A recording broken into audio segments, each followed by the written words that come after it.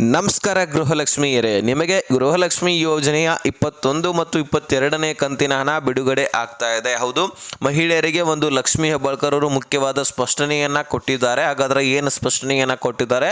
ನಮಗೇನು ಬೇಡ, ಮುಖ್ಯವಾಗಿ ಹಣ ಹಾಕಿ ಅಂತಕ್ಕಂತಹ ಮಾಹಿತಿಯನ್ನು ಮಹಿಳೆಯರು ಕೇಳ್ತಾ ಇದ್ದಾರೆ.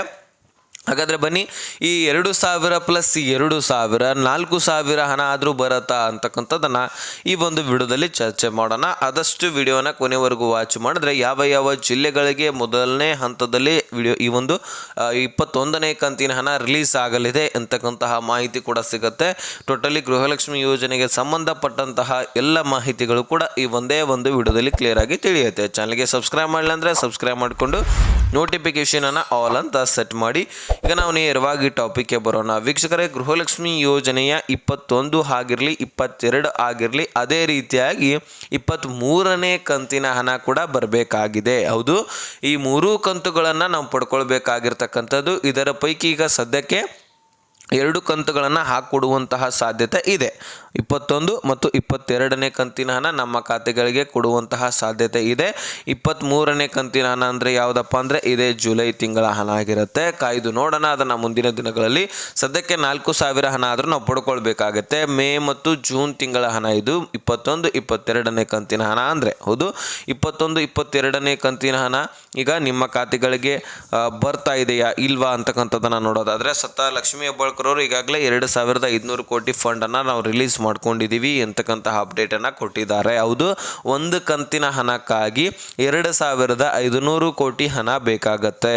ಈ ಒಂದು ಹಣವನ್ನು ಹಣಕಾಸು ಇಲಾಖೆಯಿಂದ ಬರಲಿಕ್ಕೆ ಡಿಲೇ ಆಗಿತ್ತು. ಅದಕ್ಕೋಸ್ಕರ ಹಣ ಜಮಾ ಮಾಡಲಿಕ್ಕೆ ಲೇಟ್ ಆಗಿತ್ತು. ಯಾರು ಕೂಡ ವರಿ ಮಾಡ್ಕೊಳ್ಬೇಡಿ ಮಹಿಳೆಯರೇ, ನಿಮ್ಮ ಖಾತೆಗಳಿಗೆ ನಿಮ್ಮ ಹಣ ನಾವು ಜಮಾ ಮಾಡೇ ಮಾಡ್ತೀವಿ. ಇದುವರೆಗೂ ಗೃಹಲಕ್ಷ್ಮಿ ಯೋಜನೆಯಲ್ಲಿ ತಡ ಆಗಿದೆ, ಇಲ್ಲ ಅಂತೇನಿಲ್ಲ. ಆದರೆ ಹಣವನ್ನು ನಾವು ಹಾಕೋದು ಸ್ಟಾಪ್ ಅಂತೂ ಮಾಡಿಲ್ಲ, ಗೃಹಲಕ್ಷ್ಮಿ ಯೋಜನೆ ಅಂತೂ ಸ್ಟಾಪ್ ಅಂತೂ ಮಾಡಿಲ್ಲ. ಹಾಗಾಗಿ ಯಾರು ಕೂಡ ವರಿ ಮಾಡ್ಕೊಳ್ಬೇಡಿ, ನಿಮ್ಮ ಹಣ ನಿಮ್ಮ ಖಾತೆಗಳಿಗೆ ಬಂದೇ ಬರುತ್ತೆ ಅಂತಕ್ಕಂತಹ ಆಶ್ವಾಸನೆಯನ್ನು, ನಂಬಿಕೆಯನ್ನು ಇಲ್ಲಿ ಕೊಟ್ಟಿದ್ದಾರೆ. ಹಾಗಾಗಿ ಇನ್ನು 21, 22ನೇ ಕಂತಿನ ಹಣ ನಿಮ್ಮ ಖಾತೆಗಳಿಗೆ ಇದೇ ತಿಂಗಳಲ್ಲಿ ಬರುತ್ತೆ. ಸದ್ಯಕ್ಕೆ 21ನೇ ಕಂತಿನ ಹಣ ಇದೇ 15ನೇ ತಾರೀಕು ಒಳಗಾಗಿ ರಿಲೀಸ್ ಮಾಡುವಂತಹ ಆಶ್ವಾಸನೆಯನ್ನು ಕೊಟ್ಟಿದ್ದಾರೆ. ಹಾಗಾದರೆ ಈ ಒಂದು 15ನೇ ತಾರೀಕು ಒಳಗಾಗಿ ನಿಮಗೆ ಕ್ಲಿಯರ್ ಆಗುವಂತಹ ಸಾಧ್ಯತೆಯೂ ಕೂಡ ಇದೆ. ಸ್ಪೀಡಾಗಿ ಹಣ ಜಮಾ ಮಾಡಿದ್ದೆ ಆದರೆ ಕೇವಲ 5-6 ದಿನಗಳಲ್ಲಿ ಬಿಡುಗಡೆ ಮಾಡಿ ಕ್ಲಿಯರ್ ಮಾಡ್ತಕ್ಕಂತಹ ಸಾಧ್ಯತೆಯೂ ಕೂಡ ಇದೆ. ಮೊದಲನೇದಾಗಿ ಟ್ರಯಲ್ ಕೂಡ ಮಾಡಲಾಗಿತ್ತು. ಸೊ ಅಲ್ಲಿ ಏನಾದರೂ ತಾಂತ್ರಿಕ ದೋಷ ಕಂಡು ಬಂದಿದ್ರೆ ಅಲ್ಲಿ ಮತ್ತೆ ಹಣ ಮುಂದೂಡಲಾಗ್ತದೆ. ತಾಂತ್ರಿಕ ದೋಷ ಕಂಡು ಬರಲಿಲ್ಲ, ಯಾವುದೇ ರೀತಿ ಪ್ರಾಬ್ಲಮ್ ಆಗಲಿಲ್ಲಪ್ಪ ಅಂದರೆ ನೇರವಾಗಿ DBT ಮುಖಾಂತರ, ಟ್ರೆಸರಿ ಮುಖಾಂತರ ನಿಮಗೆ 21ನೇ ಕಂತಿನ ಹಣ ಕ್ಲಿಯರ್ ಮಾಡಲಾಗ್ತದೆ. ಸದ್ಯಕ್ಕೆ ಬರೀ ಗೃಹಲಕ್ಷ್ಮಿ ಯೋಜನೆ ಹಣ ಅಷ್ಟೇ ಅಲ್ಲ, ನಿಮಗೆ ಪಿಂಚಣಿ ಯೋಜನೆಯಲ್ಲಿ ಕೂಡ ಹಣ ರಿಲೀಸ್ ಮಾಡಲಾಗ್ತದೆ.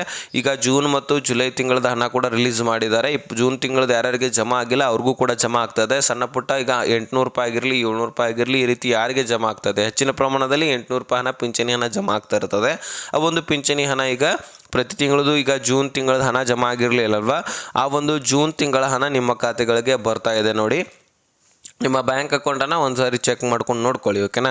ಈ ಒಂದು ಗೃಹಲಕ್ಷ್ಮಿ ಯೋಜನೆಯಲ್ಲಿ ಕೂಡ ಯಾರ್ಯಾರ್ದು ಬ್ಯಾಂಕ್ ಅಕೌಂಟ್ಗಳು ಡೆಡ್ ಅಕೌಂಟ್ ಅಂತ ಆಗಿದೆ. ಬಹಳಷ್ಟು ಮಹಿಳೆಯರು, ಹಳ್ಳಿಯಲ್ಲಿರ್ತಕ್ಕಂತಹ ಮಹಿಳೆಯರು ಬ್ಯಾಂಕ್ ಅಕೌಂಟ್ಗಳನ್ನು ಟ್ರಾನ್ಸಾಕ್ಷನ್ನೇ ಮಾಡಿಸಿರೋದಿಲ್ಲ. ಹಾಗಾಗಿ ಒಂದು ಅಕೌಂಟನ್ನು ಡೆಡ್ ಅಕೌಂಟ್ ಅಂತ ಮಾಡಿರ್ತಾರೆ. ಬ್ಯಾಂಕ್ನವರು ಅದನ್ನು ಓಪನ್ ಮಾಡಿಸ್ಕೊಳ್ಬೇಕಾಗತ್ತೆ. ಓಪನ್ ಮಾಡ್ಕೊಂಡಿದ್ದೆ ಆದರೆ ನಿಮ್ಮ ಖಾತೆಗಳಿಗೆ ಗೃಹಲಕ್ಷ್ಮಿ ಯೋಜನೆ ಹಣ ಮತ್ತೆ ಜಮಾ ಆಗಲಿಕ್ಕೆ ಪ್ರಾರಂಭವಾಗುತ್ತೆ. ಅದನ್ನು ಮುಖ್ಯವಾಗಿ ತಪ್ಪದೇ ಆ ಒಂದು ಕೆಲಸ ಮಾಡ್ಕೊಳ್ಳಿ. ಯಾಕಂದರೆ ಬಹಳಷ್ಟು ಫಲಾನುಭವಿಗಳು ಟ್ರಾನ್ಸಾಕ್ಷನ್ ಅಮೌಂಟ್ ಹಾಕೋದು ತೆಗೆದು ಮಾಡಿಸಿರೋದಿಲ್ಲ. ಅದನ್ನು ಮುಖ್ಯವಾಗಿ ಮಾಡಿಸಿದ್ದೆ ಆದರೆ ನಿಮ್ಮ ಖಾತೆಗಳಿಗೆ ಡೆಫಿನೆಟ್ಲಿ ಹಣ ಜಮಾ ಆಗುತ್ತೆ, ಅದರಲ್ಲಿ ಏನು ಸಂಶಯವಿಲ್ಲ. ಅದನ್ನು ಮುಖ್ಯವಾಗಿ ಮಾಡಿಸ್ಕೊಳ್ಳಿ ಅಂತ ಲಕ್ಷ್ಮಿ ಹೆಬ್ಬಾಳ್ಕರ್ ಅವರು ತಿಳಿಸಿದ್ದಾರೆ.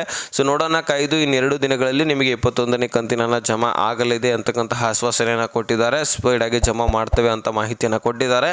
ಎಷ್ಟು ನಿಮಗೆ ಅಪ್ಡೇಟ್ ಸಿಕ್ಕಿದೆ ಆದರೆ ನೆಕ್ಸ್ಟ್ ಮಾಹಿತಿಯೊಂದಿಗೆ ಸಿಗೋಣ. ಲಿಸನ್ ಬಾಯ್ ಬಿಡಿ ಫ್ರೆಂಡ್ಸ್.